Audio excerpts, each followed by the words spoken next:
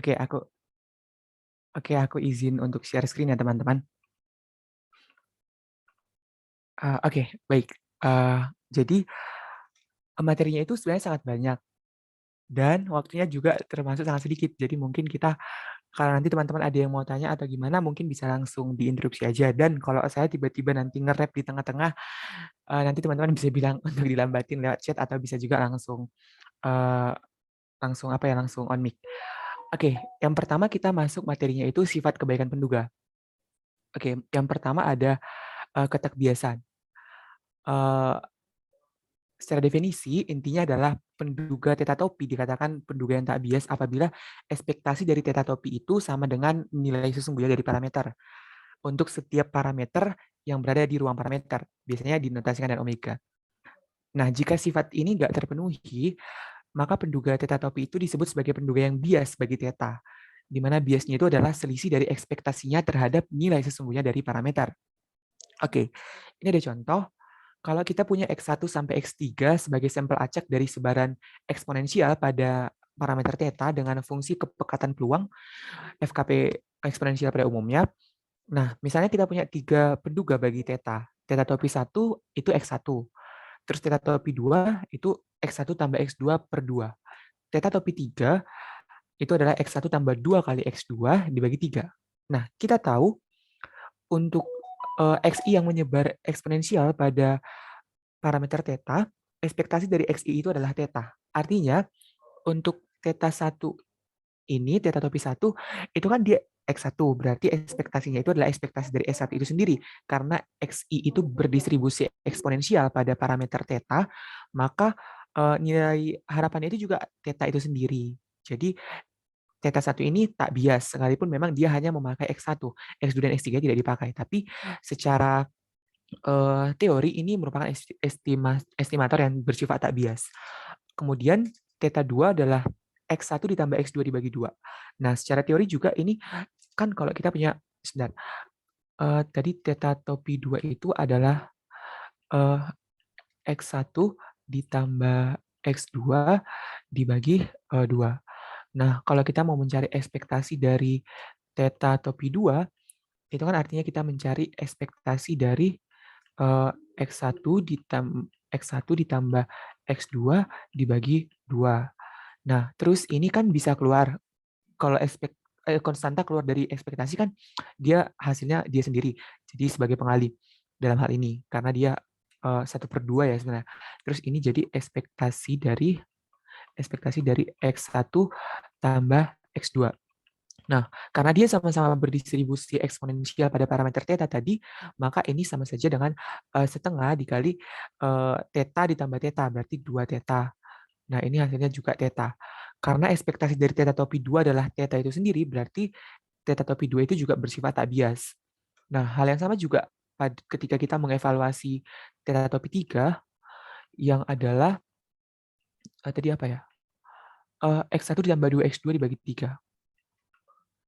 X1 tambah 2X2 dibagi 3. Ketika kita mencari ekspektasi dari theta topi 3, artinya kita mencari ekspektasi dari fungsi yang ada di sini, yaitu ekspektasi dari X1 ditambah 2 kali ekspektasi 2 kali X2 maksudnya dibagi dengan 3. Nah, ini kan sepertiganya bisa keluar dulu, terus ini kita pecah jadi ekspektasi dari X ditambah ekspektasi dari 2X2. Nah, terus duanya ini kan bisa keluar lagi ya. Atau sebentar, mungkin kita ini sama dengan 1/3. Ini kan jadinya ekspektasi dari X karena dia menyebar eksponensial pada nilai tengah sebesar theta, berarti ini menjadi theta ditambah ini jadi 2 kali ekspektasi dari X2. Dan sebenarnya ini X1 ya, ada typo. Terus ini jangan lupa tutup kurung. Nah, ini kan sebenarnya ekspektasi dari X2 juga theta itu sendiri. Berarti theta ditambah 2 theta dibagi 3, hasilnya adalah theta itu sendiri. Nah, lagi-lagi dia juga merupakan estimator yang tak bias. Nah, kalau kita lihat baik theta 1, theta 2, theta 3 di sini, theta topi 1 maksudnya theta topi topi 2 dan theta topi 3 itu sama-sama tidak menggunakan keseluruhan sampel acak yang kita peroleh, X1 sampai dengan X3. Nah, kalau X1 bahkan cuman hanya pakai, X1 di theta topi 1, theta topi 2 hanya pakai X1 dan X2, terus theta topi 3 hanya pakai X1 ditambah 2 X2. Nah, sekalipun dia nggak pakai X3 yang ada di sini, tapi bisa kita lihat bahwa dia merupakan estimator yang tak bias. Nah, walaupun nanti pada dasarnya estimator terbaik untuk theta di sini adalah X bar, yaitu nilai rata-rata dari sampel. Itu nanti kita akan peroleh dari evaluasi yang lain, yaitu misalnya ada UMFU dan seterusnya. Oke, kita masuk ke contoh yang kedua. Kalau kita punya X1 sampai dengan Xn adalah sampel acak yang menyebar normal IID, identically independently distributed. Nah, misalnya, ini lebih amannya kita pakai XI aja ya. XI ini berdistribusi normal pada nilai tengah mu dan ragam sigma kuadrat dengan memanfaatkan sifat kalau kita punya n-1 dikali S kuadrat dibagi sigma kuadrat. Nah, S kuadrat ini adalah ragam dari sampelnya, terus sigma kuadrat adalah ragam dari populasinya. Ini akan menyebar secara Q kuadrat pada parameter n-1, di mana S kuadrat itu adalah 1 per n-1 dikali jumlahan dari XI min X bar dikuadratkan dengan I dari 1 sampai dengan N.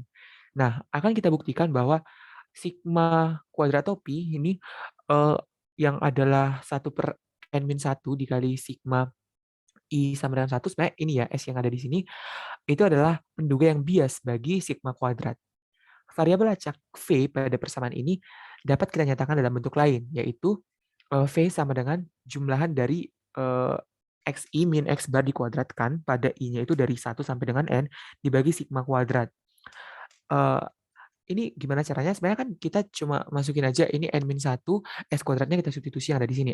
Nanti ini kan n-1-nya dengan n-1 yang ada di sini jadi habis. Terus nanti ininya sigmanya tetap terus dibagi sama sigma kuadrat karena di sini ada sigma kuadrat. Maka kita peroleh hasilnya di persamaan 7 ini. Nah, sehingga bentuk pada persamaan 6 ini dapat kita nyatakan sebagai sigma topi kuadrat itu sama dengan 1 per n dikali V dikali sigma kuadrat. Oke, ini dari mana? Teman-teman sebenarnya tinggal melihat hubungan antara semacam substitusi ya sebenarnya. Kita masukkan kita nyatakan V di sini sebagaimana V yang didefinisikan di persamaan 7 dan seterusnya.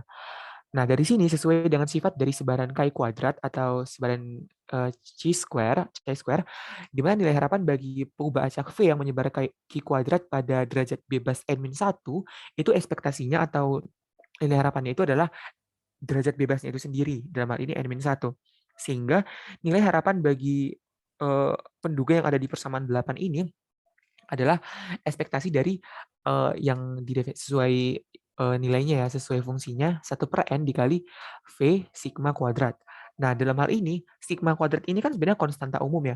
Terus n-nya juga konstanta umum berupa banyaknya sampel yang diambil.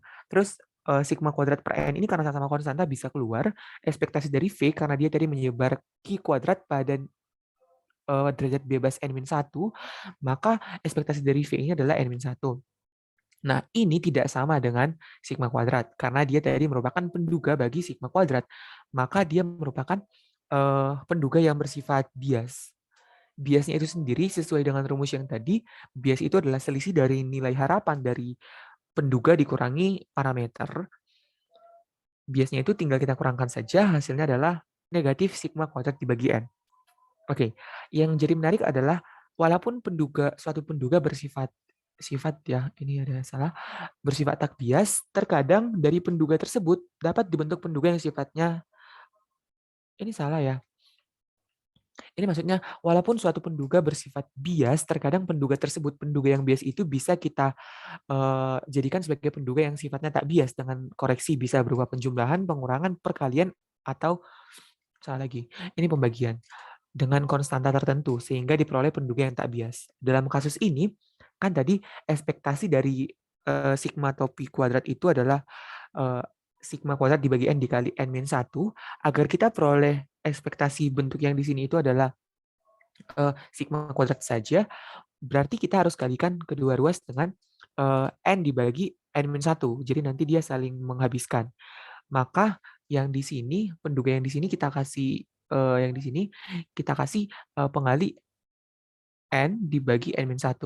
Kenapa? Karena nanti kalau kan ini sebenarnya konstanta ya. Kalau kita hitung ekspektasinya itu kan tinggal keluar saja karena dia konstanta. Nah, berarti tinggal dikaliin saja.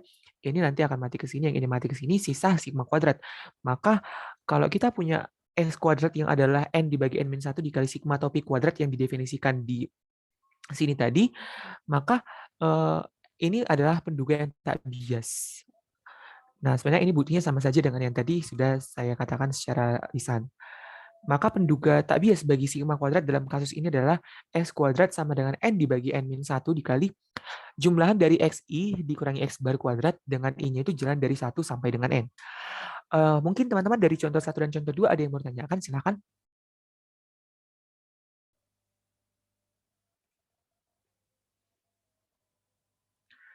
Oke, kalau belum ada yang mau tanyakan, kita lanjut. Berikutnya ada yang disebut dengan kuadrat tengah galat atau mean square error dan keragaman. Selain tak bias, kita juga bisa melakukan evaluasi atas estimator lewat ketersebaran nilai duganya dari parameter sebenarnya. Oke, kalau kita punya apa ya namanya, atau kembali ke sini deh. Kalau kita punya suatu estimator nilainya itu dia ragamnya tinggi. Kalau ragamnya tinggi kan berarti dia tersebar dari misalnya kalau ini pura-pura ini adalah nilai sesungguhnya dari mu, dari misalnya parameter mu. Nah, kalau mu topinya itu nilainya kalau kita tarik sekali sampel dia di sini dan seterusnya. Walaupun secara ekspektasi mungkin dia rata-ratanya ada di sini, tapi kalau dia menyebar sangat jauh itu akan menjadi tidak baik. Kenapa? Karena dia akan menjadi sangat apa ya, sangat riskan untuk kita melakukan kesalahan atau parameter yang kita penduga parameter itu tidak mencerminkan sifat sesungguhnya dari parameter itu sendiri. Kenapa? Kan dia tadi nilainya sangat jauh. Jadi sebaiknya itu selain dia tak bias itu juga ragamnya kecil. Ragamnya kecil itu kan berarti dia tidak menyebar terlalu jauh dari nilai sesungguhnya dari parameter. Oke. Nah, kembali ke yang di sini tadi, kita masuk ke definisi saja. Theta topi, kalau kita punya theta topi sebagai penduga bagi theta, kuadrat tengah galat bagi theta topi itu adalah ekspektasi dari theta topi dikurangi theta topi dikuadratkan. Nah, ini kalau kita jabarkan hasilnya adalah ragam dari theta topi ditambah kuadrat dari biasnya. Biasnya tadi adalah selisih antara ekspektasi theta topi terhadap theta itu sendiri atau parameternya sendiri. Kemudian ada yang disebut dengan salah baku atau standar error. Ini sebenarnya sama persis dengan ketika kita mencari simpangan baku. Hanya saja standar error itu merupakan terminologi yang kita gunakan untuk menyatakan standar untuk menyatakan standar deviasi atau simpangan baku bagi penduga. Jadi standar error itu adalah simpangan baku yang berkaitan dengan penduga. Terus ada yang disebut dengan UMFU, Uniformly Minimum Variance Unbiased Estimator.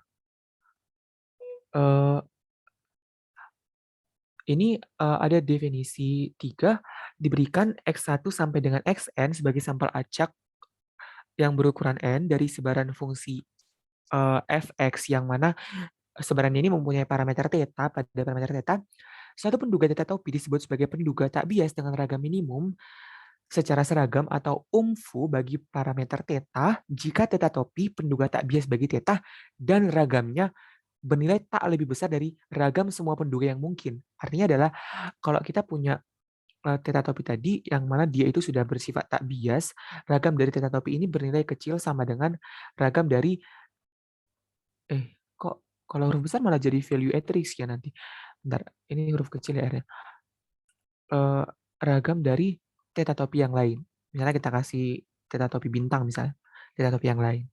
Nah, kalau dia memenuhi itu tak bias sekaligus ragamnya minimum, maka dia disebut sebagai UMFU.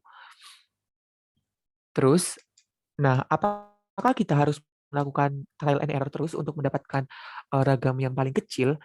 Itu tidak ya, karena kita punya sebuah ketaksamaan yang namanya ketaksamaan Cramer-Rao, yaitu kalau kita punya X1 sampai dengan Xn yang adalah sampel acak yang menyebar sama dan saling bebas dengan fungsi sebaran fx yang bergantung pada parameter theta, dan theta topi adalah olahan atau fungsi dari X1 sampai dengan Xn sebagai penduga yang tak bias bagi theta, maka ragam dari theta topi itu akan selalu bernilai besar sama dengan 1 per n dikali I theta. I theta ini dalam beberapa buku disebut sebagai identitas Fisher ya. Oke, dengan I theta itu didefinisikan di sini. Dengan kata lain, ini adalah batas bawah dari ragam yang mungkin. Ragam yang mungkin dari setiap eh, penduga yang bisa terbentuk. Nah, nanti ini kan sebenarnya ini ada bentuk yang lebih ribetnya, tapi ini saya langsung buat bentuk yang sudah lebih sederhana dan lebih gampang untuk dihitung. Kemudian ada yang disebut dengan konsistensi. Sebuah penduga tak bias theta topi bagi theta, maksudnya dia theta topi n ini tak bias bagi theta, berarti ekspektasi dari theta topi n itu sama dengan theta. Nah, theta topi n ini disebut sebagai penduga yang konsisten apabila eh, ragamnya itu mengecil seiring dengan semakin besarnya ukuran sampel. Sehingga secara matematis, apabila kita tarik limit n menuju tak hingga dari ragam theta topi n, itu harus sama dengan 0. Oke, ini nanti teman-teman bisa eh, bisa buktikan juga bahwa kalau kita punya theta topi n adalah penduga yang konsisten bagi theta dan theta topi aksen adalah penduga yang konsisten bagi theta, maka jumlahan dari keduanya akan menjadi penduga yang konsisten bagi theta ditambah theta topi. Maksudnya bukan theta topi, theta aksen. Terus hasil kalinya juga adalah penduga yang konsisten bagi hasil kali parameter. Rasio penduga juga akan menjadi penduga yang konsisten bagi rasio parameter. Untuk tentu saja di sini penyebutnya tidak sama dengan 0. Dan juga akarnya ini akan menjadi penduga yang konsisten bagi akar dari ini salah ya, ini mestinya nggak ada topi lagi, bagi akar dari parameternya apabila eh, peluang dari theta topi n lebih besar dari 0 itu bernilai sama dengan 1. Kemudian ada yang disebut dengan kecukupan. Sebuah statistik T yang adalah olahan dari atau fungsi dari x1 sampai dengan xn dikatakan statistik cukup bagi theta jika peluang x1, dan seterusnya sampai xn pada syarat T sama dengan realisasinya itu di T kecil, atau secara peluang kita bunyikan sebagaimana di persamaan 21, peluang realisasi sampel dari X1 itu bernilai X kecil 1, realisasi dari X besar 2 itu adalah X kecil 2, dan seterusnya pada T yang bernilai sama dengan T kecil, tidak bergantung pada theta untuk sembarang nilai T. Oke, itu untuk yang materi sifat kebaikan penduga. Teman-teman, kalau ada yang mau tanyakan, boleh langsung on mic, atau ada yang mau kita diskusikan, silakan on mic, teman-teman.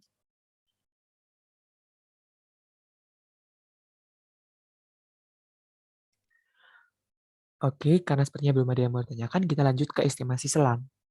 Oke, kalau kita punya X besar 1 sampai X besar N adalah sampel acak dari populasi X yang menyebar dengan fungsi kepekatan peluang yang bergantung pada parameter theta, di mana theta adalah parameter yang tidak kita ketahui. Penduga selang bagi theta dengan peluang 1 min alfa adalah selang acak, ini yang adalah hasil olahan dari sampel acak tadi. Dari L sampai U. L ini maksudnya lower, yang U ini maksudnya upper. Dengan L kecil sama dengan U tentu saja. Sedemikian sehingga peluang nilai theta berada di antara selang acak ini itu nilainya 1 min alfa. Atau kalau teman-teman baca buku yang lain itu, ini 1 min alfa biasanya ada notasi khususnya itu gamma. Di mana tentu saja theta itu bernilai 0 lebih kecil dari, bukan theta ya, alfa, maaf. Alfa itu bernilai 0 lebih kecil dari alfa, lebih kecil dari 1. Oke.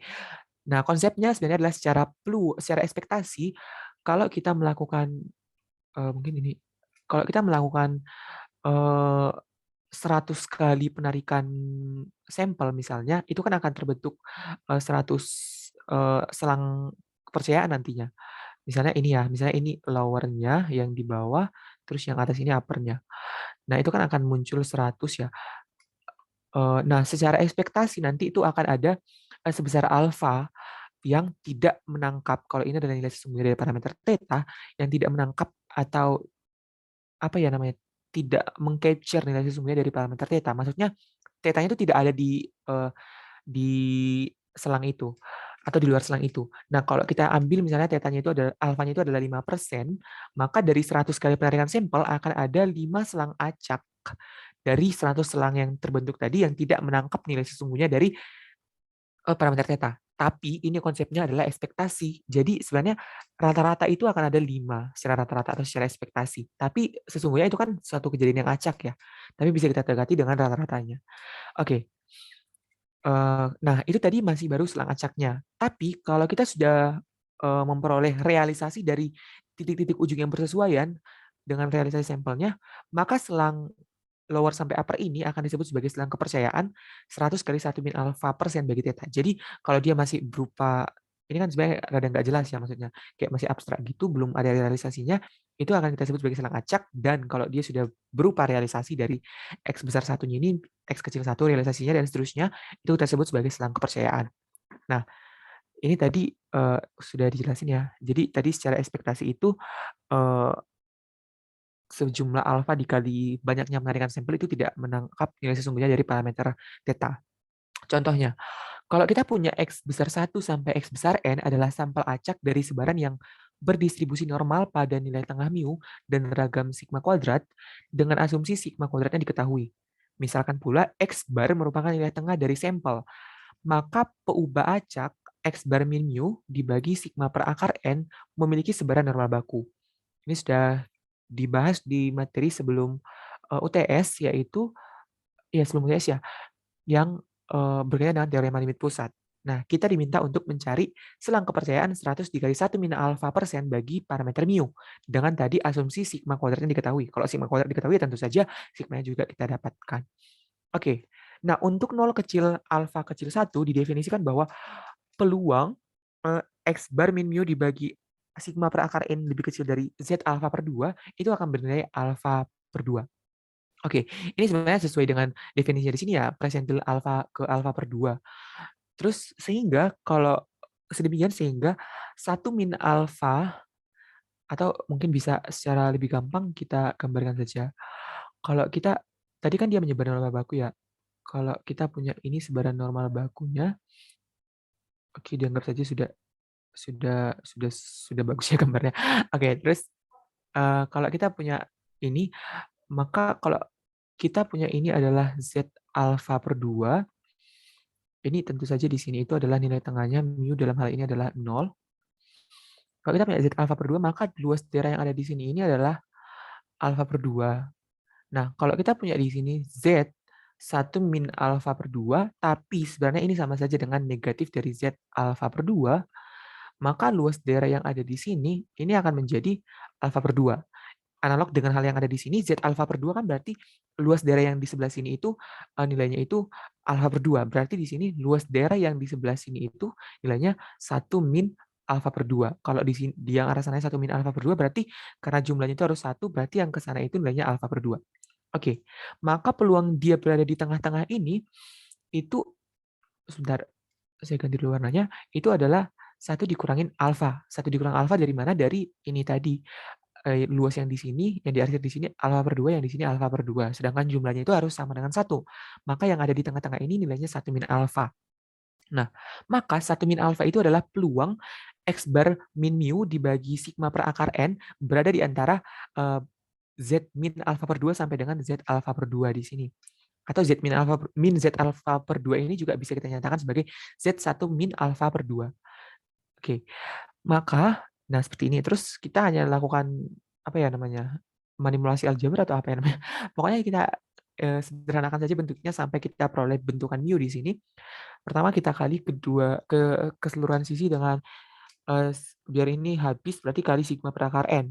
Jadi di sini min sigma per akar n kali z alfa per 2. Di sini jadi sigma per akar n kali z alfa per 2. Terus ini agar kita peroleh bentukan mu di sini berarti kita kurangi dulu semuanya dengan X bar, tapi hasilnya nanti kita kalikan dengan min 1. Terus kita peroleh hasil yang ada di sini. Nah, dengan demikian, 1 min alfa adalah peluang parameter sesungguhnya berada pada selang ini. Artinya adalah selang kepercayaan 1 min alfa persen bagi parameter mu adalah yang ada di sini.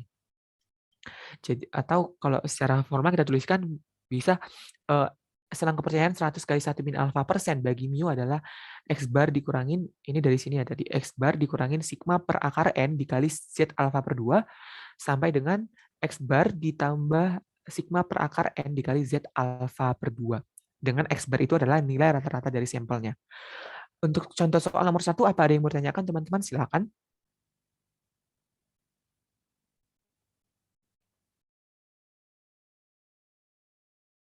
Oke, kalau nggak ada atau mungkin ada yang uh, mau menanya tapi dengan cara rahasia mungkin bisa diisi di link yang sudah dikasih oleh panitia.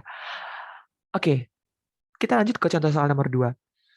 Kalau kita punya X besar 1 sampai X besar N adalah sampel acak dari sebaran normal pada nilai tengah mu dan ragam sigma kuadrat dengan asumsi sigma kuadrat tidak diketahui. Kalau tadi kan sigma kuadratnya diketahui ya.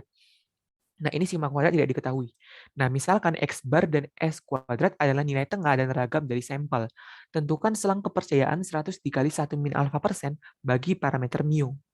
Oke, karena tadi X1 sampai Xn itu menyebar normal pada parameter mu sigma kuadrat, maka X bar itu juga menyebar normal pada parameter mu dan ragamnya sigma kuadrat per n. Ini bisa kita buktikan juga. Sebentar, tadi kalau kita punya X bar itu kan berarti X bar itu adalah 1 per n, atau mungkin ganti jadi warna hitam aja ya, nggak enak dilihat kalau warna merah. Oke, 1 per n dikali X1 ditambah dan seterusnya ditambah Xn ya. Nah, dalam hal ini kalau kita mau mencari ekspektasi dari X bar itu kan berarti kita mencari ekspektasi dari 1 per n dikali X1 ditambah dan seterusnya ditambah Xn. Nah, ini karena dia konstanta, n itu kan cuma ukuran sampelnya saja ya. Berarti kita bisa keluarkan dari ekspektasi 1 per n dikali ekspektasi dari jumlahan dari xi untuk i dari 1 sampai dengan n. Nah, kalau sudah begini kan tadi dia menyebar normal ya. X1 sampai Xn itu sama-sama menyebar normal dan sama-sama nilai tengahnya itu ada di mu. Maka ini juga bisa kita nyatakan sebagai 1 per n dikali, berarti ini mu tambah mu dan seterusnya n dikali mu. Berarti ini bisa mati ke sini, nilai tengahnya itu juga tetap di mu. Terus ragamnya juga dengan cara yang sama bisa kita peroleh. Teman-teman mungkin bisa coba sendiri, tapi nanti itu hati-hati ketika kita mengeluarkan konstanta dari apa ya namanya, dari ragam atau variansi. Misalnya ini kita punya sigma i sama dengan 1 sampai n dari bla bla bla gitu ya. Ini kalau keluar dari ragam dia harus berupa 1 per n kuadrat. Nah, karena tadi juga sebenarnya ragamnya sama ya. Ragamnya itu sama di sigma kuadrat, berarti 1 per n kuadrat dikali ragamnya itu berarti sigma kuadrat ditambah sigma kuadrat dan seterusnya sebanyak n kali. Sebanyak n kali berarti n-nya ini bisa mati ke jumlahnya di sini sisa 1 dikali sigma kuadratnya, berarti kita peroleh sigma kuadrat per n. Maka ragam dari X bar itu adalah sigma kuadrat per n. Nah, kita juga tahu bahwa n-1 dibagi sigma kuadrat dikali S kuadrat itu menyebar C square pada derajat bebas n-1. Oke. Nah, X bar-nya ini dan n-1 dikali S kuadrat itu kan saling bebas ya. Oleh karena itu, pengubah acak T yang adalah X bar min mu dibagi S per akar N akan menyebar T pada derajat bebas N-1. Sebenarnya ini dari, saya kurang tahu ya teman-teman di matematika, tapi kalau di aktuaria itu ada mata kuliah statistika dasar dan probabilitas. Ketika kita mau melakukan uji hipotesis atau eh, mencari selang kepercayaan itu kan kalau kita nggak tahu sigma kuadratnya itu kita dekati dengan S, tapi dia tidak lagi menyebar Z karena kalau di sini sigma kan jadi menyebar normal, tapi menyebar T. Karena sebenarnya T itu identik dengan sebaran normal baku ya. Oke. Nah, untuk 0 yang kecil alfa kecil 1 didefinisikan bahwa peluang X bar min mu dibagi S per akar N lebih besar dari T alfa per 2. Maksudnya gimana?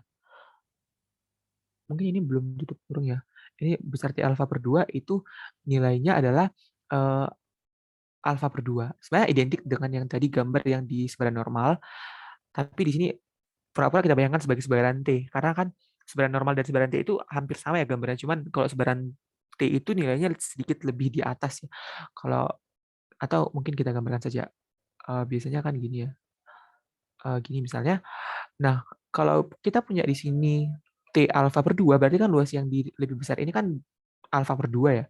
Maka itu yang dimaksud dengan yang ada di sini. Sedemikian sehingga 1 min alfa itu adalah sama dengan ketika kita mencari yang normal tadi, berarti di sini min T alfa per 2, atau bisa juga kita tulis sebagai T1 min alfa per 2, itu berarti kan nilai yang di sini itu sebesar alfa per 2.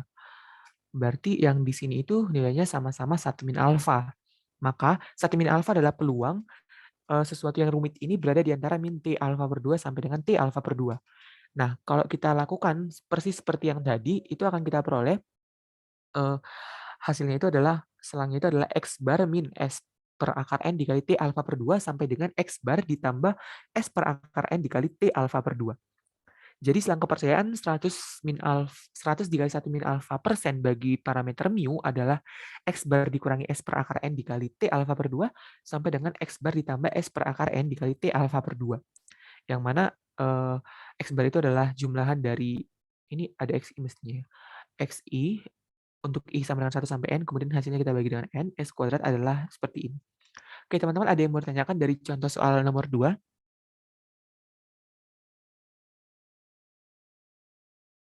Oke, ini sebenarnya cuma bagian kecil dari estimasi selang. Kalau teman-teman, kalau di kelas reguler kan kita ada misalnya rasio dua ragam yang menggunakan sebaran Visar, terus ada juga selisih ragam juga bisa, selisih nilai tengah juga, dan seterusnya. Mungkin teman-teman bisa lihat kembali nanti materinya. Selanjutnya kita masuk ke uji hipotesis. Oke, salah satu tujuan dalam ilmu statistika adalah kita menarik kesimpulan mengenai parameter populasi berdasarkan informasi yang ada di dalam sampel. Nah, sebenarnya ada dua cara untuk mengambil keputusannya, yaitu pendugaan parameter dan pengujian hipotesis mengenai nilai parameter. Nah, tidak cukup hanya dengan pendugaan parameter. Kenapa? Realisasi dari variabel-variabel teramati bisa saja berbeda. Contohnya, kalau ini adalah populasi, ini kok gini ya? Sebentar, aku hapus dulu. Kalau ini gimana sih? Ini adalah populasi, ini ya. Terus katakanlah saya ngambil sampel di sini. Terus atau mungkin kita ganti warnanya ya biar lebih ini. Saya ngambil sampel di situ, terus misalnya siapa gitu, misalnya Mas Iqbal ngambil sampel di sini, terus Mbak D ngambil sampel di sini dan seterusnya. Nah kan itu sangat mungkin realisasi sampel yang saya tarik dengan ditarik oleh Mas Iqbal dan kemudian Mbak D itu berbeda. Nah, karena dia berbeda, padahal penduga itu adalah olahan dari hasil sampel dan kemungkinan besar pasti akan berbeda ya. Itu maka nilainya akan berbeda-beda nantinya. Hasil estimator yang saya peroleh, yang diperoleh Mbak D, kemudian yang diperoleh Mas Iqbal itu akan berbeda juga. Nah, eee, secara formal mungkin bisa kita tulis di sini, jika penelitian mengambil sampel yang berbeda dari populasi yang sama, wajar-wajar saja kalau kemudian realisasi dari sampelnya itu berbeda. Hal ini tentu akan menghasilkan penduga yang lainnya berbeda, karena penduga tadi merupakan olahan dari sampelnya. Oke, nah, eee sebentar, ini kan tadi, kalau saya ambil sampel di sini misalnya saya dapat, theta topi 1, terus di sini tadi Mbak D ya, Mbak D dapat theta topi 2, terus, ini tadi Mas Iqbal dapat theta topi 3. Nah, ini kan akan berbeda-beda ya. Nah, ini nanti akan membentuk sebaran khusus juga, namanya adalah sebaran penarikan sampel atau sampling distribution, yang sudah teman-teman pelajari di sebelum UTS. Nah, ini kan, nah kenapa tidak cukup hanya dengan, eee, estimasi parameter tadi, ini tidak menangkap sifat dari sebaran, penarikan sampelnya tadi. Nah, kita perlu menggunakan uji hipotesis karena uji hipotesis menangkap peluang sebaran penarikan sampel tadi. Ditunjukkan dengan nanti kita akan menggunakan sebaran-sebaran yang berhubungan dengan sampling distribution. Oke, sehingga melalui konsep uji hipotesis sudah diakomodir sifat dari peluang dari sebaran penarikan sampel. Oke, hipotesis itu mungkin kita bisa ini, hipotesis itu yang pasti adalah asumsi mengenai nilai parameter populasi. Hipotesis itu bisa diterima atau ditolak. Prosedur yang digunakan untuk menerima atau menolak hipotesis statistik disebut dengan uji hipotesis. Jadi konsepnya adalah terima atau tolak ya, bukan benar atau salah. Karena kalau benar atau salah, satu-satunya cara untuk mendapatkan nilai parameter yang benar itu hanya kita mengamati populasi secara keseluruhan. Tapi ini kan akan membutuhkan effort yang luar biasa dan juga akan membutuhkan biaya yang tidak sedikit. Dan juga sesuai dengan yang tadi ya, salah satu tujuan dalam ilmu statistika itu kan untuk menarik kesimpulan mengenai parameter populasi berdasarkan informasi yang ada di sampel. Oke, maka kan itu nggak mungkin ya kita amati secara keseluruhan. Nah, kalau pengamatan dalam sampel nggak selaras dengan pernyataan dalam hipotesis, hipotesisnya akan ditolak. Ada dua macam hipotesis statistik, yaitu hipotesis nol, yaitu H0 ya notasinya, pernyataan mengenai nilai populasi, nilai parameter sebagai representasi dari hal yang terrealisasi begitu saja, kebetulan saja atau random. Jadi kayak nggak dia apa-apain ya udah gitu aja. Nah, hipotesis alternatif itu kebalikannya. Itu setelah ada perlakuan yang sifatnya non random, maka nilai parameter itu jadi seperti itu. Jadi artinya setelah dilakukan sesuatu nilai parameter jadi segitu. Artinya nggak segitu kalau misal dia random saja gitu. Oke, contohnya itu pada kasus pelemparan koin yang setimbang ya, atau seimbang sama saja mungkin ya. Dengan asumsi bahwa koin tersebut setimbang, pada hipotesis nol, misalnya kita punya hipotesis nol itu menyatakan peluang munculnya angka. Jadi hipotesis nol itu menyatakan peluang muncul angka dan gambar itu sama, 50-50, 0,5. Maka kita peroleh, misalnya P itu menyatakan peluang munculnya apa ya? Peluang munculnya gambar misalnya. Peluang munculnya gambar itu 0,5. Secara otomatis kan peluang munculnya angka juga 0,5. Nah, ketika kita punya saya ulangin ya. Ketika kita punya kecurigaan bahwa koin itu dirubah sedemikian sehingga peluang munculnya gambar jadi lebih besar atau lebih kecil dari peluang munculnya angka, ini diapain saya juga nggak bisa bayangin ya, diapain koinnya sampai peluang munculnya jadi berbeda. Maka hipotesis alternatif akan menyatakan peluang munculnya gambar tidak lagi 0,5. Kalau tadi di sini P itu 0,5, maka di sini P-nya itu tidak sama dengan 0,5. Oke, pada kasus yang berhubungan dengan sebelah normal, tanpa perlakuan tertentu, rata-rata dari populasi adalah mu0. Berarti H0 itu adalah mu sama dengan mu0. Nah, dengan pemberian perlakuan, maka rata-rata dari populasi akan berubah, tidak lagi mu0. Itu ditangkap dalam hipotesis alternatif, mu itu tidak sama dengan mu0. Oke, hipotesis tersebut akan diuji menggunakan pengamatan dari sampel. Apakah realisasi sampel selaras dengan pernyataan-pernyataan yang dinyatakan di dalam hipotesis? Oke, tipe hipotesis berdasarkan pernyataan. Yang pertama, hipotesis sederhana, yaitu pernyataan lengkap mengenai parameter-parameter sebaran. Jadi, nilai dari parameternya itu dinyatakan secara lengkap. Tapi ada juga yang disebut dengan hipotesis komposit, yaitu parameter sebaran tidak didefinisikan secara gamblang. Kalau di sini tadi misalnya theta sama dengan sekian, misalnya 0,5. Atau kayak yang tadi, itu kan berarti hipotesisnya bersifat sederhana. Karena dia gamblang langsung, mana ya, ini, segini ya, kan langsung menangkap nilai sesungguhnya. Jadi dia hipotesis sederhana. Tapi ada juga hipotesis komposit yang tidak didefinisikan secara gamblang parameternya. Contohnya pada uji goodness test of fit atau uji kesesuaian model. Nah, ini kan baik hipotesis nol maupun alternatifnya adalah hipotesis komposit. Karena bukan cuma tidak dinyatakan nilai dari parameter tetanya itu, bahkan dia cuma kalau di goodness test of fit kan cuma misalnya kalau di analisis regresi, saya tidak tahu nama mata kuliah di teman-teman di matematika apa, tapi kalau di aktuaria namanya analisis regresi, kan kita punya asumsi misalnya residual atau sisaannya itu berdistribusi normal pada nilai tengah mu dan sigma kuadrat. Nah, ini kan kalau kita mau melakukan uji goodness test of fit di sini, atau bukan uji ya karena udah ada tesnya di sini. Kalau kita mau melakukan goodness test of fit di sini, itu kan kita hipotesis nolnya itu adalah residual berdistribusi normal. Berdistribusi normal. Terus hipotesis alternatifnya bahkan nggak dinyatakan dia berdistribusi apa, cuma residual tidak berdistribusi normal. Nah, dalam hal ini dia mungkin bisa kita gunakan, contohnya yang paling sering digunakan itu uji apa ya, uji Kolmogorov-Smirnov misalnya. Itu kan uji yang berkaitan dengan normalitas dari residual misalnya. Tapi sebenarnya uji Kolmogorov-Smirnov tidak hanya untuk residual ya, pokoknya uji mengecek apakah dia menyebar normal atau tidak. Oke, contohnya. Misalnya ada seorang penemu obat yang menyatakan tingkat keberhasilan vaksin yang ditemukan lebih dari 50%. Nah, kita melakukan penelitian atau riset untuk membuktikan bahwa pernyataan tersebut nggak benar, atau dengan kata lain, tingkat keberhasilan vaksin itu nggak sampai 50%. Nah, kita lakukan penelitiannya itu berupa kita melakukan percobaan terhadap 15 virus yang telah divaksin menggunakan vaksin yang tadi. Lalu diekspos virus, maksudnya disuntikin virus gitu. Terus katakanlah X itu adalah variabel acak yang menyatakan banyaknya tikus yang tidak terinfeksi setelah diberi vaksin. Karena hanya ada dua kemungkinan hasil terinfeksi atau tidak, maka X ini menyebar Bernoulli kalau dia cuma sekali, tapi karena ini 15 tikus, berarti 15 percobaan itu binomial. Pada banyaknya percobaan 15, dan peluang suksesnya itu adalah P. Nah, uji hipotesis dilakukan untuk menyimpulkan, untuk menarik kesimpulan tentang nilai dari P. Ini maksudnya nilai dari P ya, nilai dari P yang di sini bukan nilai P yang kita kenal sebagai P value. Maksudnya nilai P parameter. mengukur yang mana nilai parameter P ini akan mengukur tingkat keberhasilan vaksin dalam mencegah tikus terinfeksi. Hipotesis nolnya itu adalah P itu adalah sama dengan 0,5 atau beberapa buku menulisnya P besar sama dengan 0,5, tapi sebenarnya nanti pada intinya ketika kita melakukan uji-uji nanti kita pakai P 0,5 di sini. Merupakan hipotesis sederhana karena ada pernyataan langsung. Terus ini hipotesis alternatifnya P lebih kecil dari 0,5, hipotesis komposit karena nggak dinyatakan gamblang berapa dia, cuma lebih kecil dari 0,5. Nah, masih berupa interval yang belum pasti tepatnya berapa. Kalau ini kan tadi dia 0,5, walaupun beberapa buku menulis seperti ini, tapi nanti dalam perhitungan kita pakai 0,5. Oke, pernyataan sebentar, ini tadi udah ya.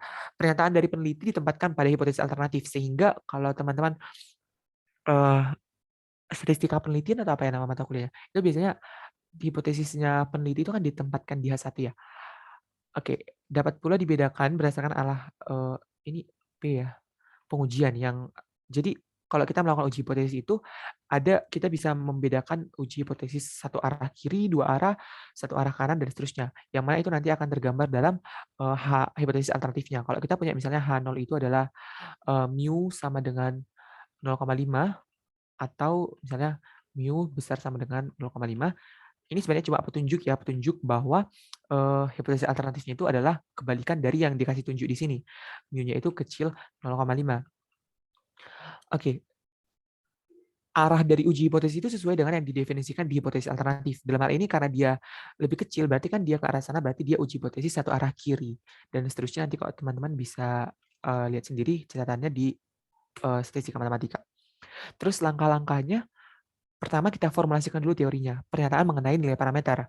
Kemudian dari sampelnya kita lakukan perhitungan statistik uji, yang mana ini nanti kita akan menggunakan pendugaan parameter, konsep pendugaan parameter.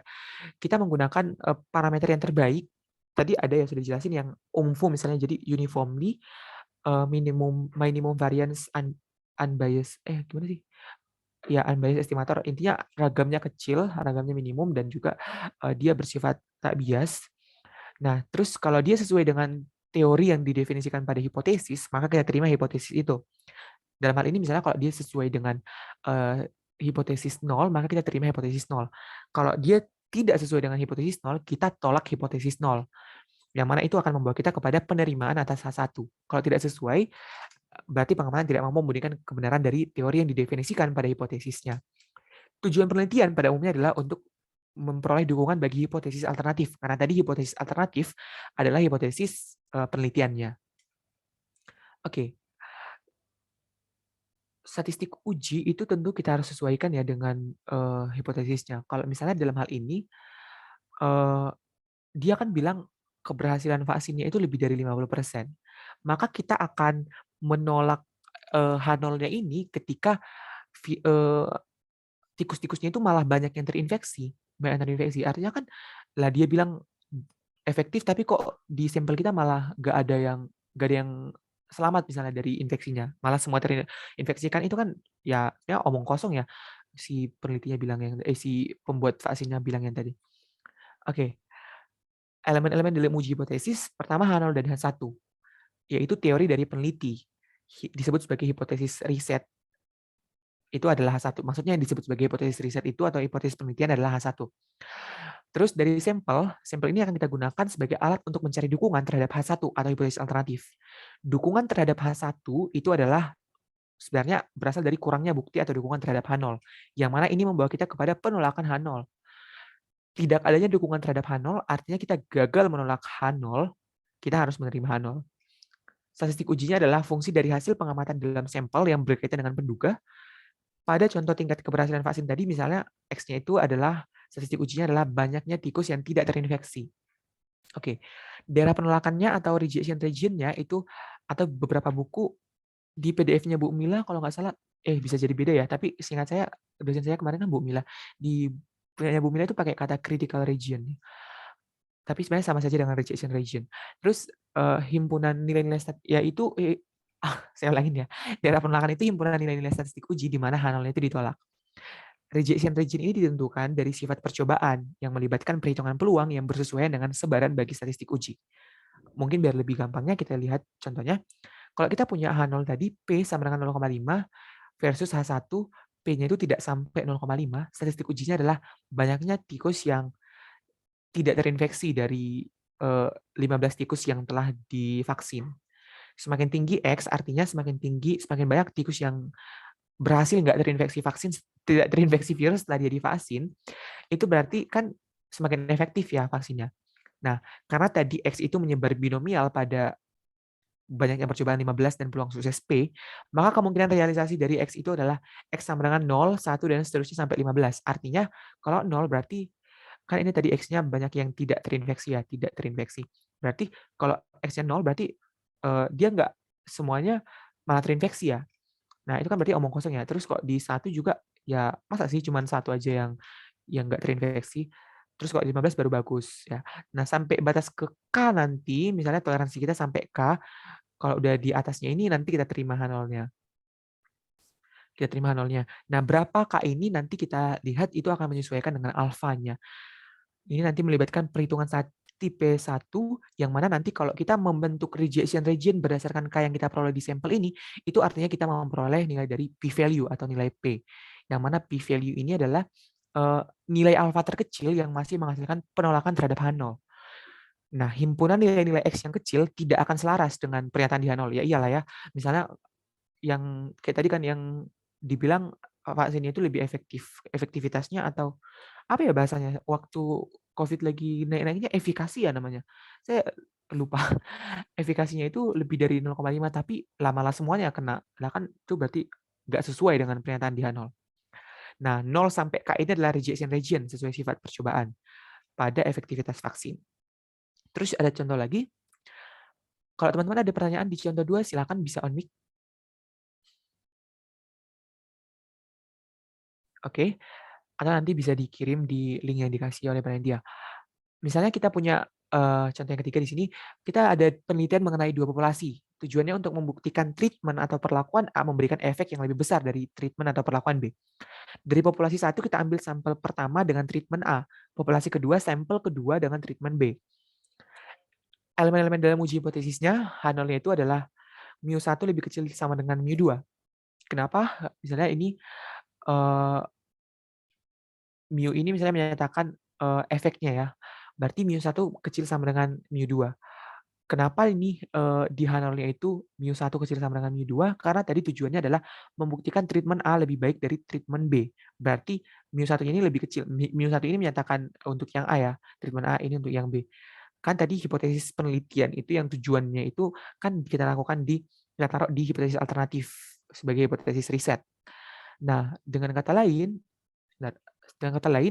karena ini tujuannya tadi adalah membuktikan treatment A memberikan efek yang lebih besar dari treatment B, maka di hipotesis alternatif kita nyatakan mu1 lebih dari mu2. Statistiknya adalah mu topi 1 dikurang mu topi 2. Dalam hal ini, kita pakai X bar 1 min X bar 2. Kenapa? Karena X bar itu adalah UMFU. Tapi kalau teman-teman juga di kasus yang tadi, sebenarnya boleh-boleh saja ya, kita sesuaikan saja dengan formulasi hipotesis. Kalau di sini tadi kan sebenarnya boleh kok kita pakai statistik ujinya itu X bar-nya, proporsi tikus yang tidak terinfeksi virus, proporsi tikus yang tidak terinfeksi virus setelah diberi vaksin. Tapi di sini langsung. Dan sebenarnya juga sama saja ya, karena kan proporsi itu tinggal X-nya ini dibagi dengan 15. Oke, kita lanjut ke contoh yang tadi. Nah, statistiknya ini X bar 1 min X bar 2, yang mana ini nanti akan berkaitan dengan Fx1 dikurangi Fx2. Sesuai sifat, X bar 1 dikurangi X bar 2 ini akan menyebar normal pada nilai tengah mu1 dikurang mu2, dan ragamnya itu ragam dari mu1 dikurang X bar 1 min X bar 2. Ini kalau kita punya ini kan berarti sebenarnya sama saja dengan ragam dari X bar 1 ditambah ragam dari X bar 2. Nah, ini kalau dia saling independen. Nah, kalau dia tidak saling independen nanti ada embel-embel kovarian. Dalam ini karena dia negatif berarti dikurangi 2 ya, 2. Nanti teman-teman silakan cek sendiri ya. 2 kovarian kalau saya nggak salah ingat. 2 kovarian X bar 1, X bar 2. Nah, mungkin untuk mereview lagi mengenai kovarian, kovarian dari X bar 1, X bar 2 itu adalah ekspektasi dari X bar 1 dikali X bar 2 dikurangin sama ekspektasi dari X bar 1 dikali sama ekspektasi dari X bar 2. Nah, dari covarian ini juga kita bisa membentuk koefisien korelasi atau rho, yang mana ini nanti hasilnya adalah covarian X bar 1, X bar 2 dibagi sama akar ragamnya. Akar dari ragam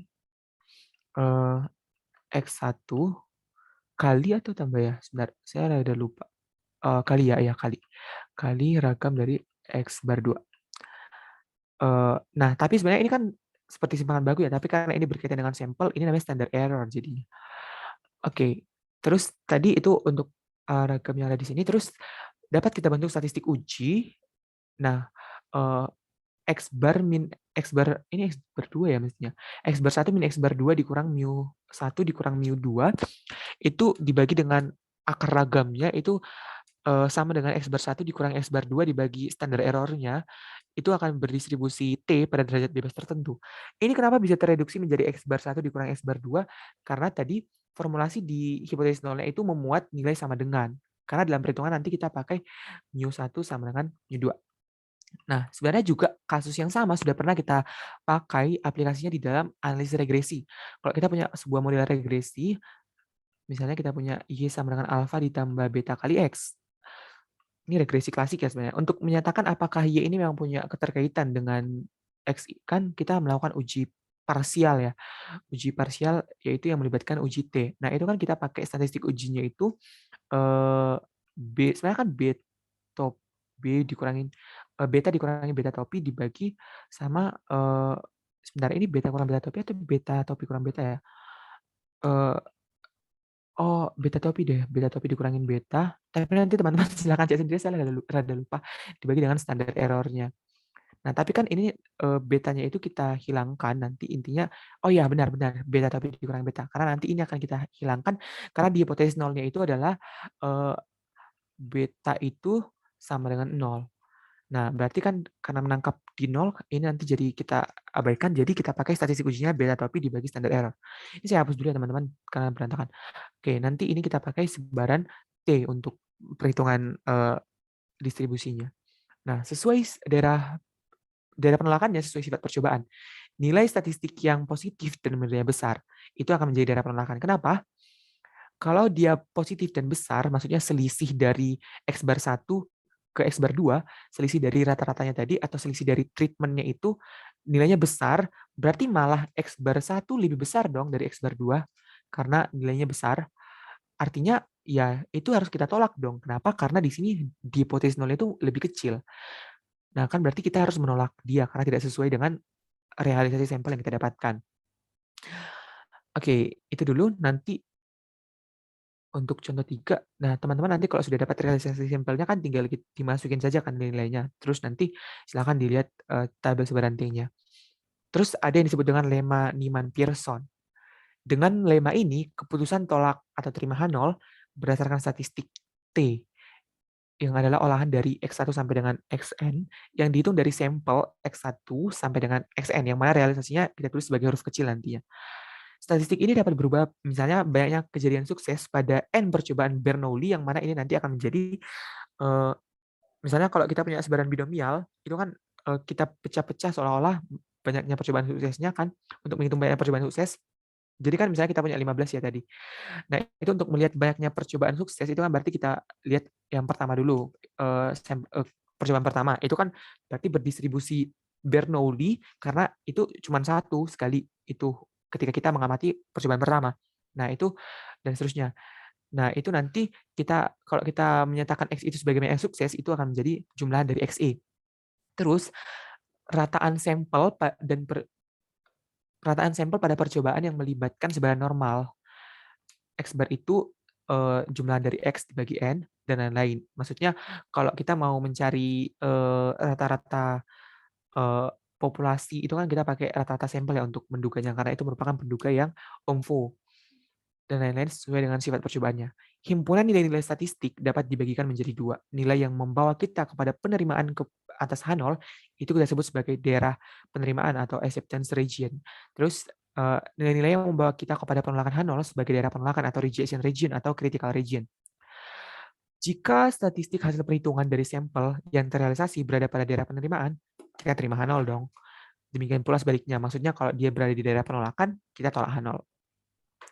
Konsekuensi dari pembentukan daerah-daerah tersebut adalah adanya dua tipe kesalahan. Peluang menolak H0 yang benar ini disebut sebagai alfa, atau peluang kesalahan tipe 2, peluang menerima H0 yang salah. Ini disebut sebagai beta. Kedua tipe kesalahan tersebut dinyatakan dalam pernyataan peluang.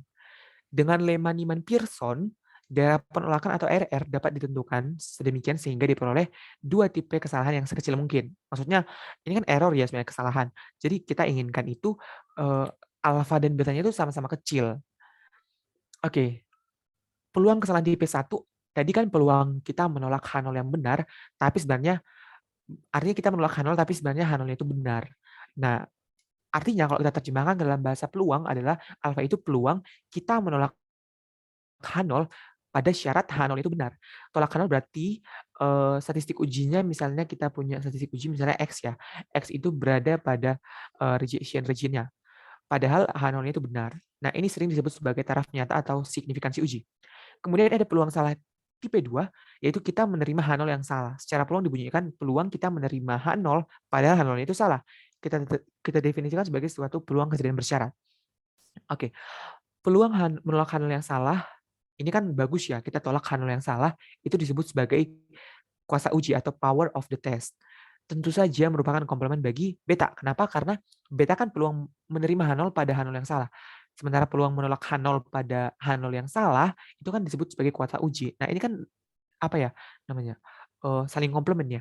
Maka power itu adalah 1 dikurang beta. Kuasa uji adalah peluang menghasilkan keputusan yang tepat. Contohnya pada masih di contoh soal tadi, tadi kan hipotesisnya seperti ini. Nah, dari 15 tikus yang sudah divaksin, nah kan jadinya kita punya 15 percobaan yang dia mati.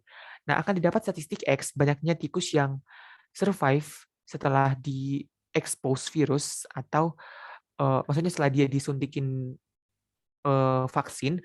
Nah, dari 15 itu berapa dia yang berhasil tidak apa ya namanya? Tidak terinfeksi virusnya.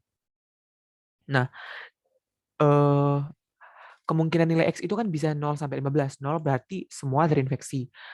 Dan seterusnya 15 itu berarti semuanya nggak ada yang terinfeksi. Maksudnya semuanya berhasil survive. Nah, nilai-nilai yang mendukung H0, karena H0-nya ini kan lebih besar ya, lebih besar dari 0,5, H1-nya itu lebih kecil dari 0,5. Berarti adalah yang mendukung H0 itu yang besar. Nah, yang tidak mendukung adalah nilai-nilai yang kecil, X yang kecil. Artinya kalau yang selamat itu sedikit, berarti kan vaksinnya nggak efektif ya. Berarti ya ini akan menolak formulasi di H0 ini, karena di H0 ini menyatakan dia efektif. Nah, kita akan menolak H0 apabila X-nya itu berada pada rejection region. Kan tadi daerah penolakan itu adalah nilai-nilai X yang kecil. Nah, kalau kita kasih toleransi sampai K, itu nanti sebagai daerah penolakannya. K ini apa? Nanti konstanta umum, yang mana kita peroleh sesuai dengan alfa yang kita inginkan. Oke. Nah, kalau kita tetapkan RR-nya itu adalah X kecil sama dengan 2, alfa itu kan peluang menolak H0 pada H0 yang benar. Nah, kalau kita sesuaikan dengan ini kan tolak H0 berarti X-nya berada di RR, berarti X kecil sama dengan 2, padahal H0 itu benar, berarti pada P-nya itu 0,5. Nah, karena tadi X itu menyebar binomial pada nilai nilai harapan 0, nilai 8, maksudnya peluang sukses 0,5 dan banyaknya percobaan 15. Nah, berarti ketika kita mau mencari peluang X kecil sama dengan 2 pada P-nya itu 0,5, itu kan tinggal kita jumlahkan saja. Sebenarnya ini kan sama dengan fungsi distribusi kumulatif ya. Kalau kita punya ini adalah 2, berarti dia bulatan penuh, kan ini peluangnya di sini ya. Ini kan fungsi distribusi kumulatif ya. Nah, ini kita bisa hitung manual karena masih lumayan mudah ya angkanya. Tapi kalau nanti sudah lebih susah, mana bisa pakai Excel atau R atau yang lain. Nah, alfa itu kan tadi ini ya, peluang X-nya itu kecil sama dengan 2 pada P-nya itu 0,5. Berarti alfanya itu adalah jumlahan dari X sama dengan 1 sampai 2, kombinasi 15, 2, 0,5 pangkat X, dikali 0,5 pangkat 15 min X. Ini berasal dari sebenarnya FKP dari sebaran binomial pada banyaknya percobaan 15 dan peluang sukses 0,5. Nah, kalau teman-teman hitung ini di Excel atau hitung manual juga bisa, hasilnya 0,037. Artinya, peluang kita menolak H0 padahal H0-nya itu benar 0,037. Nah, kalau kita misal berada di divisi apa ya, divisi kalau kita kerja gitu misalnya di divisi apa ya, data analitik atau apa namanya, misalnya. Nah, itu kan berarti, kita harus menyajikan ini kepada orang-orang yang tidak mengerti statistik. Artinya adalah kalau kita bilang peluang tolak H0 tapi H0-nya benar, ya orang, "Apaan itu H0?" Nah, artinya adalah kita harus mampu menyajikan ini ke dalam bahasa yang mudah difahami. Dalam hal ini, artinya peluang kita tolak H0 kan berarti menyatakan, H0-nya itu tidak efektif, padahal H0-nya benar, berarti sebenarnya efektif. Berarti peluang kita mengatakan vaksin tidak efektif, padahal sebenarnya efektif adalah 0,0037. Artinya sekitar 37 dari 10.000 kali pernyataan. Oke. Nah, sebaliknya, bagaimana jika sebenarnya efektivitas vaksin memang kurang dari 0,5? Katakanlah 0,3. Bagaimana risiko kesalahan mengambil keputusan? Oke, memutuskan untuk mendukung penemu vaksin padahal sebenarnya vaksin tidak efektif. Maksudnya adalah kita menyatakan vaksinnya efektif, padahal sebenarnya tidak efektif. Artinya adalah kita mendukung penemu vaksin, berarti menyatakan vaksinnya efektif, berarti kita menerima H0, padahal H0-nya salah, vaksin tidak efektif. Bahwa kita menolak H0 itu berarti ini X ya, X itu berada di luar rejection region, padahal P-nya itu lebih kecil dari 0,5. Nah, ini akan melibatkan perhitungan beta dan kuasa uji. Karena tadi beta itu adalah peluang kita menolak menerima H0 yang salah. Menerima H0 yang salah berarti X-nya di luar rejection region pada formulasi parameter P yang didefinisikan di hipotesis alternatif. Oke, beta itu adalah peluang terima H0 pada H0 yang salah. Terus kita terjemahkan dalam bahasa peluang nilai X di luar rejection region pada H0 yang salah. Maka peluang, karena tadi rejection region-nya itu kan 2 ya, berarti di luar rejection region, ini kan RR-nya, berarti di luar rejection region, berarti selain itu, berarti lebih besar dari 2 pada P-nya 0,3, karena 0,3 tadi pernyataan di dalam hipotesis alternatifnya. Kalau mau ngitung beta memang harus dinyatakan eksplisit ya, berapa yang tandingannya itu. Kalau tadi kan kurang dari 0,5 berapa gitu, 0,3 misalnya. Oke. Nah, ini karena tadi menyebar binomial sama saja menghitungnya, tapi ini jadi sama dengan 3 sampai 15 karena ini tadi dari X-nya besar 2 ya. Karena dia diskrit berarti jumlah dari X sama dengan 3 sampai 15 dari bla bla bla. Nah, ini kan 0,3 dari tadi itu H0-nya salah, berarti H1-nya yang kita ambil untuk pernyataan dari parameternya, yaitu P-nya 0,3. Terus kalau kita hitung, ini kan biar lebih mudah, ya kita pakai 1 dikurang saja, karena ini 3 sampai 15 kan lebih gampang kalau kita hitung dari 1 sampai 2. Dan juga kalau di Excel kan biasanya pakai kumulatif ya, nggak ada apa ya namanya, survival ya namanya, fungsi survival kan kalau lebih dari sesuatu gitu. Nah, itu kita lihat betanya itu 0,8732. Lah ini kan bahaya ya. Artinya peluang kita menerima H0 pada H0 yang salah berarti kita bilang vaksinnya efektif padahal vaksinnya tidak efektif. Peluangnya itu 0,8732. Ini sangat berbahaya ya. Nah, dengan kata lain, dari 10.000 atau dari 100 kali percobaan, 87 kali salah. Ya, apa-apaan ini maksudnya? Nah, berarti pernyataan penemu vaksin hampir selalu dikatakan benar dengan peluang 0,8732 walaupun efektivitas vaksinnya itu hanya 0,3. Artinya, dengan K sama dengan 2, alfanya memang cukup kecil, tapi betanya sangat besar. Nah, dapat ditunjukkan bahwa hasil ini mengarah pada kuasa uji yang kecil. Karena tadi power atau kuasa uji itu adalah 1 dikurangin beta, maka itu adalah 1 dikurangin betanya tadi berapa? 0,8732. 1 kurang 0,8732 sekian. Nah, untuk mengurangi nilai beta, kita harus memperbesar rejection region. Tapi karena tadi alfa itu adalah peluang X berada di RR, kita memperbesar rejection region berarti ini jadi misalnya kita ganti jadi 5 gitu atau 3 ya, 3 aja. X kecil sama dengan 3 lah otomatis nanti alfanya ini membesar. Nah, ini memang sudah hukumnya seperti itu. Ketika kita mencoba memperkecil beta, alfanya itu akan membesar. Nah, ketika RR diperbesar, katakanlah K sama dengan 5, dengan cara yang sama kita peroleh sebenarnya sama ya caranya dengan yang tadi, kita peroleh hasilnya itu alfa sama dengan 0,1509. Nah, pada P yang sama dengan kasus yang tadi 0,3, kita peroleh betanya itu adalah 0,2784. Artinya adalah ini kan sudah lumayan ya dibanding yang tadi itu 0,8732 ke 0,2784. Walaupun sebenarnya alfanya meningkat, tapi ya pasti kita lebih efektif ini ya, sama-sama satunya 0,27 atau 28 ya kalau dibulatin.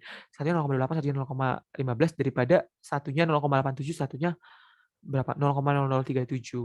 Artinya ya ini kan hampir selalu salah sebenarnya. Berarti ini sedikit lebih baik ketika kita mengambil RR-nya itu di K sama dengan 5. Oke, mengurangi peluang kesalahan tipe 2 artinya kita meningkatkan peluang kesalahan tipe 1. Keseimbangan dua kesalahan tercapai pada nilai alfa dan beta yang sama besarnya. Salah satu metodenya adalah perbesar ukuran sampel. Ini sebentar, kayak saya ketinggalan satu materi deh. Penentuan p-value. Oke, mungkin kita bahas ini aja ya. Nah, kalau semisal kita ada juga yang disebut sebagai p-value. P-value. Nah, dari sini juga kita bisa menentukan terima atau tolak H0. P-value ini adalah peluang, bukan peluang sih, bentar. Nilai alfa terkecil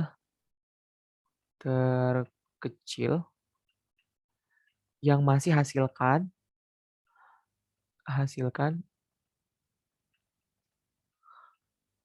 tolak H0. Artinya kalau kita sandingkan p-value-nya dengan alfa, kalau p-value-nya itu kecil, maka kita tolak H0. Kenapa? P-value ini kan alfa ya, alfa terkecil. Alfa itu kan peluang kita tolak H0 yang benar ya, tolak H0 yang benar. Nah, kalau kita peluang menolak H0-nya itu pada H0 yang benar nilainya sangat kecil, ya udah ditolak aja, toh peluang melawan kesalahannya kecil kan. Nah, biasanya p-value-nya itu kita sandingkan dengan alfa yang didefinisikan di soal. Nah, kalau nggak didefinisiin, biasanya kita pakai 5%. Kalau teman-teman juga pakai Minitab atau software statistik lain, biasanya itu langsung default-nya itu ada di 5%. Nah, ketika p-value-nya lebih kecil dari 5%, itu nanti kita akan tolak H0. Nah, sebentar. Bagaimana cara menentukan p-value? P-value itu adalah sesuai definisinya tadi, peluang nilai alfa terkecil yang masih hasilkan penolakan. Artinya adalah kita membentuk daerah penolakan, misalnya kalau daerah penolakannya itu berupa kecil dari atau lebih kecil atau sama dengan misalnya X-nya, itu sesuai dengan hasil yang kita peroleh di sampel. Misalnya dalam kasus ini tadi, misalnya kita punya tikus yang apa ya namanya, tikus yang berhasil bertahan itu nilainya itu misalnya kita di sampel itu kita peroleh X realisasinya itu X kecilnya itu adalah ini anggap X ya, X kecilnya itu misalnya sebanyak 5 tikus. Nah, maka daerah penolakannya itu adalah di 5 tadi, di peluang X kecil sama dengan 5. Nah, peluang X kecil sama dengan 5 ini, 5-nya tadi kita peroleh dari yang di sampel, kenyataannya ini kalau kita hitung peluangnya itu adalah p-value-nya.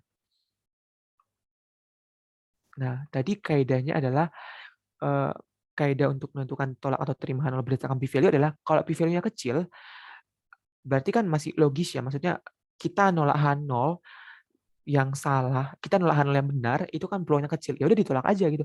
Kan toh peluangnya kecil dibanding sebaliknya kan pasti lebih tinggi ya. Oke, itu tadi untuk p-value. Terus ini kita masuk ke bagian yang kedua, optimal test, the Neyman-Pearson lemma. Oke, ini ada yang disebut dengan optimal test, yaitu penentuan rejection region untuk alfa tertentu dengan kuasa uji yang paling besar.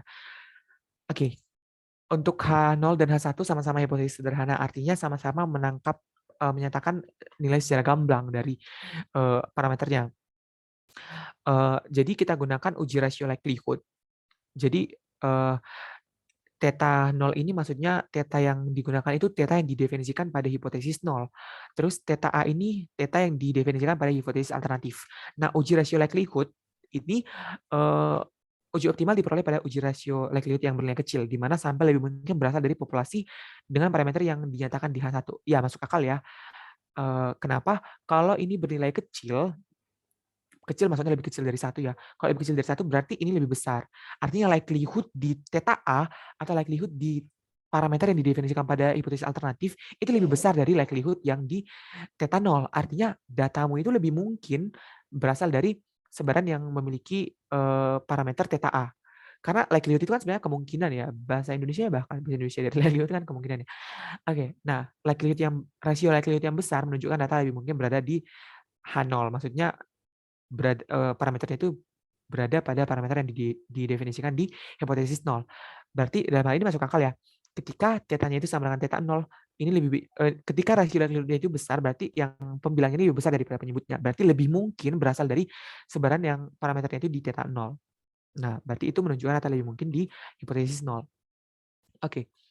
Pada uji hipotesis H0, theta sama dengan theta 0, terus H1-nya itu theta sama dengan theta A berdasarkan, ini salah lagi, ini mesti sampel ya.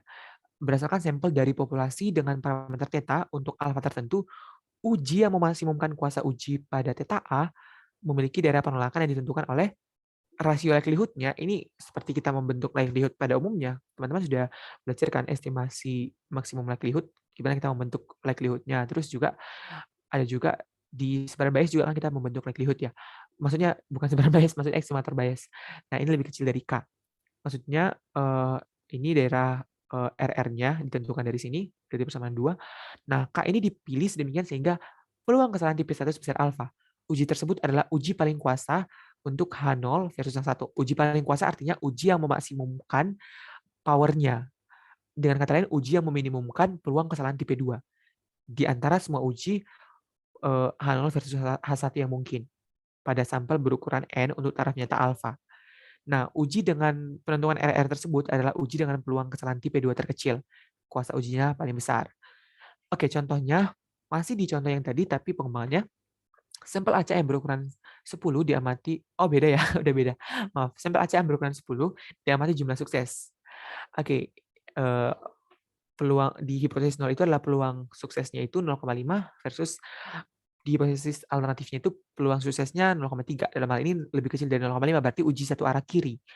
Nah, X ini karena sukses kan berarti ya gagal gitu ya. Berarti maksudnya lawannya berarti gagal. Berarti X ini menyebar binomial pada, karena tadi ukuran sampelnya 10, pada parameter 10, P. P itu peluang sukses. Oke. Nah, ketika kita mau membentuk uji paling kuasa, itu kita atau the most powerful test, itu kita harus membentuk alfanya itu berdasarkan likelihood-nya. Dalam hal ini berarti kita daftarkan dulu nilai-nilai X yang mungkin. X yang mungkin itu kan dari 0 sampai 10 ya. Nah, likelihood di P sama dengan 5 artinya adalah X-nya ini 0. X ini mungkin biar lebih gampang tadi kasus vaksin aja ya, tapi misalnya kita hanya pakai 10 virus. Nah, misalnya ini X-nya 0, maksudnya yang berhasil selamat itu 0. Nah, itu berapa peluangnya dari sebaran, berapa peluangnya atau likelihood-nya, berapa kemungkinannya kejadian tersebut berasal dari populasi pada parameter P-nya itu 0,5. Itu 0,00098. Nah, berasal daripada parameter P-nya itu 0,3, nilainya 0,02825. Masuk akal ya. Kenapa? Karena nilainya sangat kecil, bahkan semuanya kena virus. Berarti lebih mungkin dong berasal dari populasi di 0,3. Berarti likelihood di 0,3 harus lebih besar. Nah, dan seterusnya kita daftarkan sampai ke sana. Nah, jumlahan di P sama dengan 0,5 itu kita lihat sampai nilainya itu 0,05 misalnya. Nah, dia akan mencapai 0,05 di sini ya. Walaupun sudah lebih, tapi karena dia diskrit ya wajar saja lebih karena melibatkan jumlahan bukan integral. Nah, peluang X elemen rejection region pada P sama 0,05 itu adalah alfa. Nah, peluang ini sesuai definisi alfa tadi ya. Nah, agar memperoleh alfa, misalnya kita mau cari alfa 0,05, maka kita harus pilih K-nya itu di 2. Walaupun sebenarnya nggak tepat 0,05, tapi dia akan paling tepat di sini. Kenapa? Karena ini kita lihat di jumlahannya ya. Kenapa jumlahan di 0,5? Karena di sini dinyatakan syaratnya itu adalah P sama dengan 0,05. Nah, X lebih kecil dari K pada P sama dengan 0,05. Berarti jumlahannya ya, jumlahan karena ini melibatkan FDK sebenarnya. Berarti di sini kita lihat jumlahnya itu adalah 0,0546 bla bla bla dan seterusnya.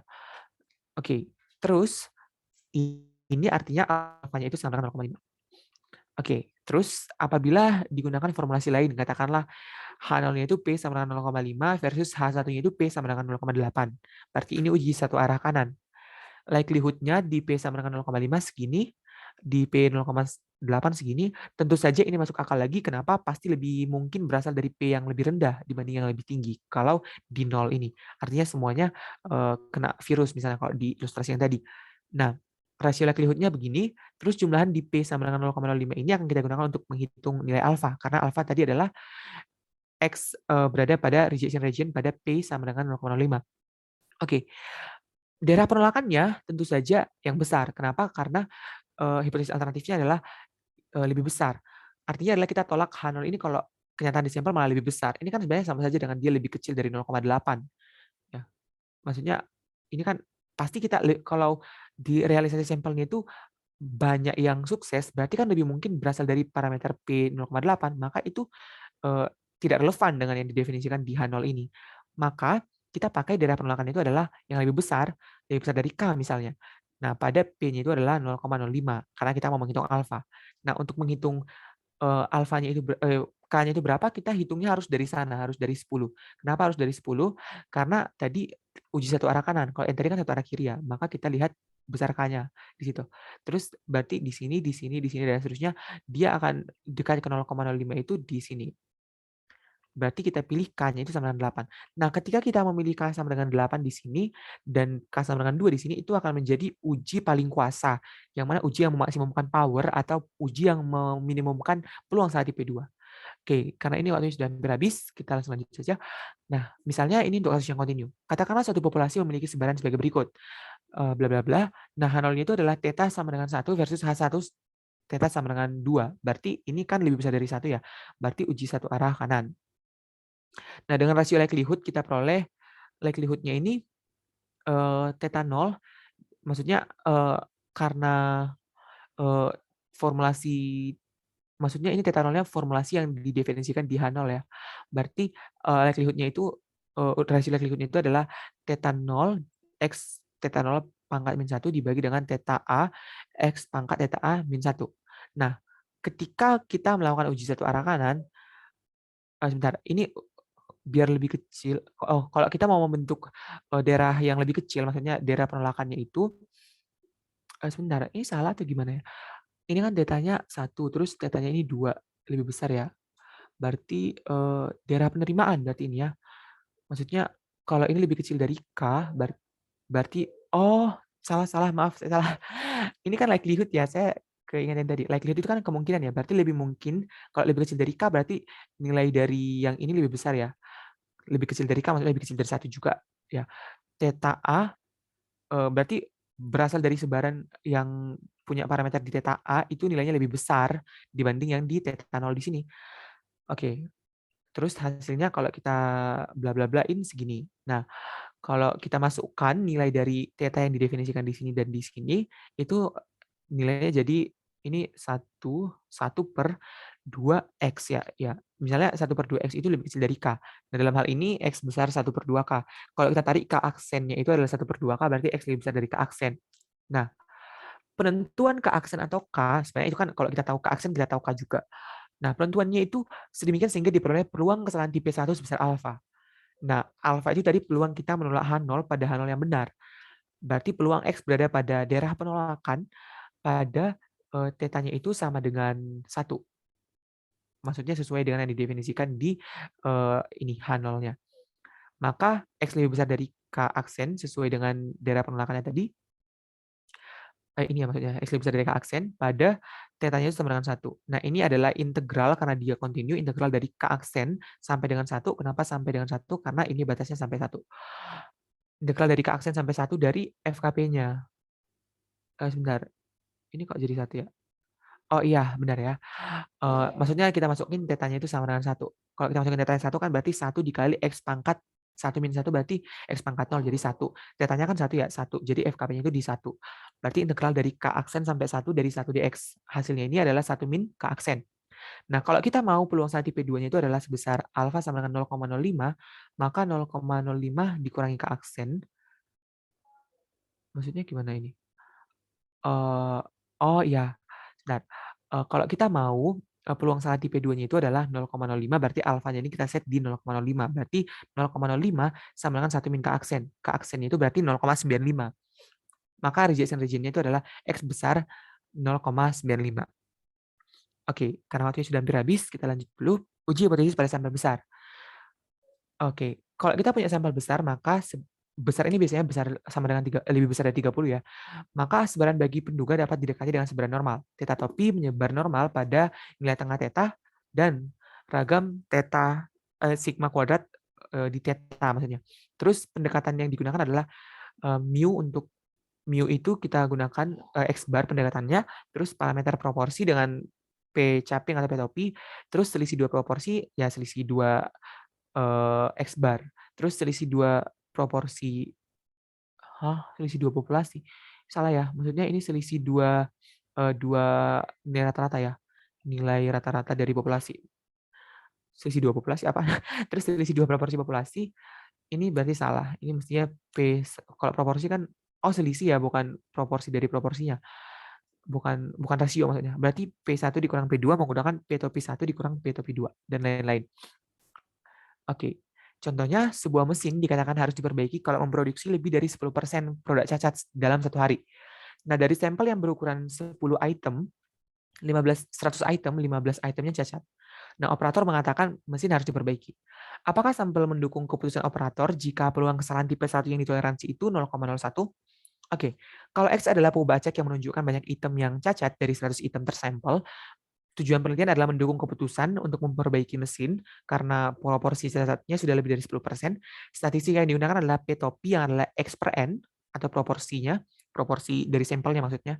Jika hal benar, maka P topi ini akan menyebar normal pada P0, maksudnya nilai tengahnya itu P0, terus ragamnya sigma kuadrat P topi, dan sigma kuadrat P topi ini sesuai ini ya, rumus dari simpangan baku dari sebaran binomial, karena ini kan cacat atau tidak cacat ya.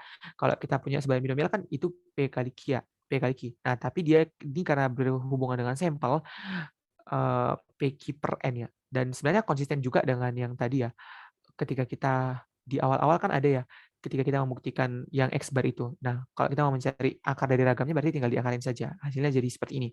Nah, karena P0 itu 0,01, maka sigma, maksudnya simpangan bakunya itu atau standar error yang karena berhubungan dengan penduga itu adalah 0,03.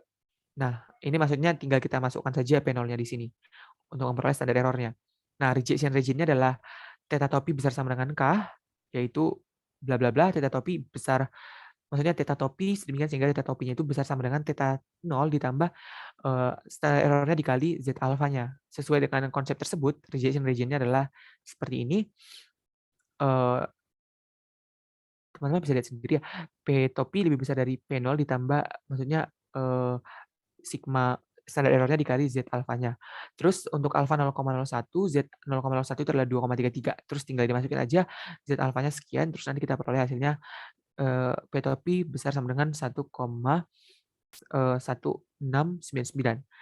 Berarti tadi dinyatakan bahwa H0 akan ditolak atau mesin akan diperbaiki jika dari 100 item tersampel ditemukan paling sedikit 17 cacat. Nah, dari 100 item cacat, maksudnya ini 17 dari mana? Dari RR-nya tadi ya, yang sudah kita peroleh. Menghitung RR-nya sebenarnya sama dengan yang sebelum-sebelumnya. Nah, ini kan harus lebih besar sama dengan 1,699. Nah, ini karena dia diskrit, ya kita bulatin saja.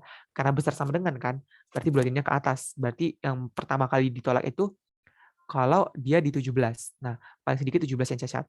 Nah, dari item yang tersampel ditemukan hanya 15 yang cacat. Berarti P-topinya itu hanya 0,15. Artinya tidak berada dalam daerah penolakan karena daerah penolakannya tadi di sini ya, harus paling sedikit 17 cacat, yang ada hanya 15 cacat. Nah, keputusan terima H0, keputusannya terima H0, mesin tidak perlu diperbaiki. Sampel yang diperoleh tidak mendukung keputusan operator untuk memperbaiki mesin. Berdasarkan RR dengan sampel minimum 17 item cacat dari 100 tadi, kesimpulannya adalah sampel mendukung keputusan operator pada tingkat kesalahan yang sama. Oke. Maksudnya kalau diambil, oke, sebentar, ini kaitannya dengan p-value ya. Kalau semisal tadi kan p-value itu kita membentuk daerah penolakan itu berdasarkan realisasi yang ada di sampel. Nah, ini kan berarti 15 ya yang cacat. Berarti kalau kita ngomong itu p-value-nya itu berarti p-value-nya adalah eh, peluang ini sama dengan ya maksudnya.